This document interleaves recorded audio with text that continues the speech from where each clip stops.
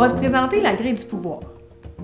Dans la vie, il y a des choses sur lesquelles tu as du pouvoir, des choses que tu peux changer, puis il y a des choses sur lesquelles tu n'as pas de pouvoir pantoute. Ça, tu peux pas les changer. Donc la première question qu'on t'amène à te poser, sur quoi que j'ai du pouvoir? Tu as du pouvoir sur comment je m'habille aujourd'hui, qu'est-ce que je me cuisine pour mon lunch, tu as aussi du pouvoir sur avec qui je vais passer mon midi. Tu peux décider, ça va être quoi ta date vendredi soir, quelle activité vous allez faire. Tu peux décider avec qui tu tiens. Tu as le choix de qu'est-ce que tu appliques quand tu fais le pas. Est-ce que je joue de la guitare ou je vais faire du basket. Généralement, ce que tu as du pouvoir, c'est ce qui a trait à toi.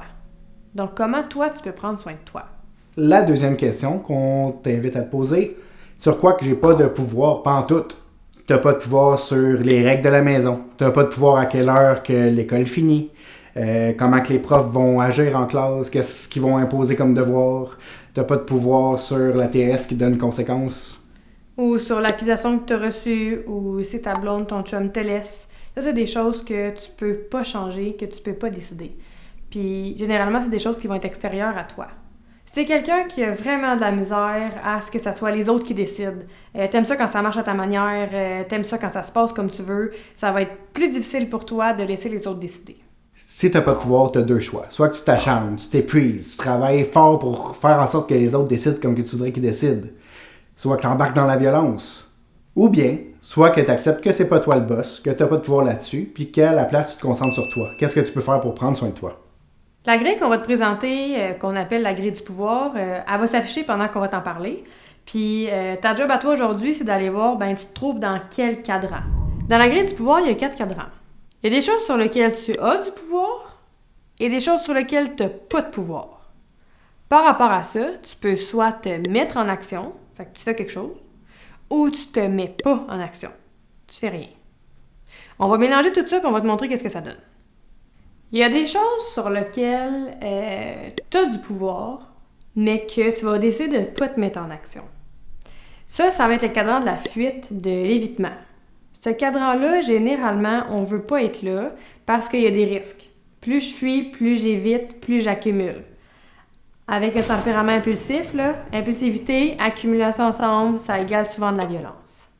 Par exemple, ça file pas, tu pètes beaucoup de coches ces temps-ci, tu as de la misère à gérer tes émotions, mais tu peux faire quelque chose pour ça. Fait que tu as du pouvoir sur apprendre à gérer tes émotions, slacker ta violence, mais tu décides de rien faire. Fait que tu demandes pas d'aide, tu parles à personne, tu fais comme d'habitude. En faisant ça, tu te retrouves tout seul, tu t'isoles, c'est de la fuite, de l'évitement, puis tu risques de faire plus de violence. Fait qu'un cadran là, comme ça, tu veux pas te retrouver là. Ça t'amène généralement à plus de violence, plus de conflits, plus de conséquences. L'idéal, nous, ce qu'on te souhaite, c'est, si tu as du pouvoir sur la situation, c'est de te mettre en action par rapport à ça. Souvent, c'est là que les choses changent. Fait que là, tu te retrouves dans le cadran de la maîtrise de soi. Je prends l'exemple où ça file pas ces temps-ci, tu pètes plus de coches, tu as beaucoup d'émotions d'accumuler, puis là, tu te dis « OK, il faut que je fasse de quoi? » Fait que cette fois-là, tu demandes de l'aide, tu parles avec tes amis, tu appelles les intervenants, puis peut-être tu viens faire une démarche avec nous autres. Fait que cette fois-là, tu décides de faire quelque chose. Tu prends soin de toi, là, tu es en maîtrise de toi. Tu n'es pas dans la fuite. Ça, c'est un cadran que tu veux avoir, puis dans lequel tu veux être. Si je t'amène dans un autre cadran où tu veux pas nécessairement te retrouver, c'est le cadran où tu n'as pas de pouvoir sur une situation, mais que tu te mets en action. Par exemple, tu es accusé de quelque chose, je sais pas, une accusation de voie de fait. Tu n'as pas de pouvoir sur une accusation, sur ce que la cour va décider, sur qu'est-ce qui va t'arriver au niveau de ton dossier criminel. Mais tu décides que tu te mets vraiment en action. Fait que tu pètes une coche au policier quand tu te fais arrêter, t'envoies chier le monde à la cour, tu te présentes pas, tu fais pas ce que t'as à faire, on te propose de faire une démarche par exemple, t'es envoies tout chier, pas besoin de vous autres, moi, je suis capable toute seule, là tu te retrouves dans un cadran qu'on appelle l'acharnement. Là, c'est là où ça peut te nuire de vouloir gagner. T'es comme à la guerre. Fait qu'il y a personne qui va me dire quoi faire, c'est moi qui va décider. Généralement, là-dedans, tu fais de la violence. Fait que ça escalade du contrôle, tu cries, tu fais toutes sortes de comportements de violence et tu peux aussi t'épuiser. Parce qu'être en colère tout le temps, c'est épuisant. T'acharner, être à la guerre, vouloir gagner, ça épuise. Tu vas te brûler à faire ça. Fait que nous, on te propose un autre type de cadran dans lequel tu veux te retrouver.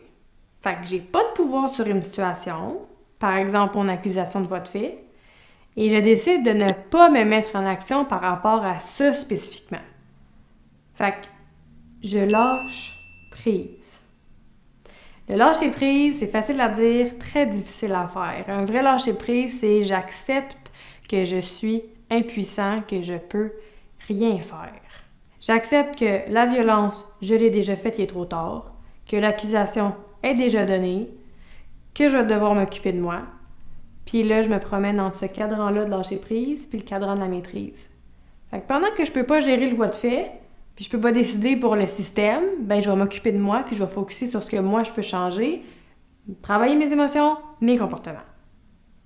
Fait que les deux cadrans dans lesquels tu es peut-être en ce moment, c'est peut-être les deux cadrans qui sont plus difficiles, l'acharnement, la fuite. C'est des mécanismes qu'on connaît, fait qu'on se retrouve souvent là-dedans. Ceux dans lequel tu voudrais te retrouver puis que nous on te conseille, c'est le cadran de la maîtrise de soi, prendre soin de toi, puis le cadran du lâcher-prise, accepter que c'est pas toi qui décides tout. Tantôt, on a parlé de l'impuissance. Ça veut dire quoi, cette émotion-là? C'est quand tu n'as tellement pas contrôle sur quelque chose, mais quand dedans, tu ressens que tu as besoin d'avoir le contrôle, que tu as besoin de sentir que tu as un pouvoir sur ce qui va se passer. Tu as un feeling en dedans de « je peux rien faire », puis ce feeling-là, il sert, puis ça fait mal. C'est souvent pour ça que tu as eu tendance, avant d'aller voir comment tu vas, d'utiliser de la violence quand tu vis cette émotion-là. Tu veux tellement pas la vivre que tu décides de prendre le pouvoir sur les choses, puis c'est là que tu tombes dans l'acharnement. L'acharnement puis la fuite, ça donne un sentiment que tu reprends contrôle sur la situation. Ça te fait même peut-être un petit peu du bien sur le coup. Mais souvent, ça vient avec ses conséquences. C'est temporaire, le feeling. Tu sais, fuir, ça marche, mais 30 minutes, 1 heure, généralement, ça marche pas une couple d'heures puis une couple de jours. S'acharner, ça donne le feeling du tout-puissant, puis ça donne le feeling que c'est toi qui mènes, mais ça enlève pas les émotions en dessous où ben, tu peux peut-être vivre de la peine, de l'impuissance, ça guérit pas. S'acharner puis fuir, ça sera jamais des solutions. Mais quand on fait le pas, on est souvent là-dedans. Nous, on te souhaite d'être dans des cadrans dans lesquels tu vas être bien à long terme. Quand tu prends soin de toi, quand tu laisses aller les choses que tu peux pas contrôler, là, tu commences à te sentir bien. Fait que c'est là-dessus qu'il faut que tu focuses. Prendre soin de toi sur le long terme. Fait qu'on va te poser des questions en finissant cette vidéo-là. On va te demander où est-ce que tu te situes là, en ce moment, dans le cadran.